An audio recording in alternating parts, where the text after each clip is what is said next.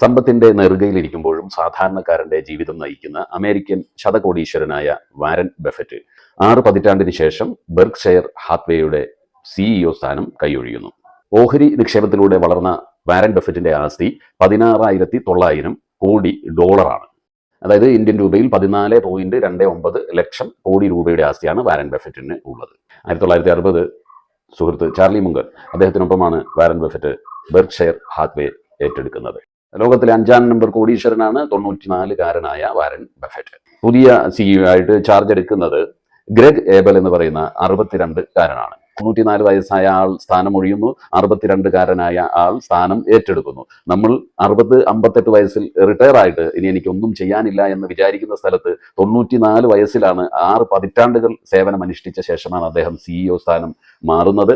എന്നാൽ പകരക്കാരനായി വരുന്ന ആൾ 62 വയസ്സുള്ള ആളാണ് എന്നുള്ളതാണ് നമ്മൾക്ക് ഈ ഒരു കാര്യത്തിൽ നിന്നും പ്രചോദനമായിട്ട് ഉൾക്കൊള്ളേണ്ടത്.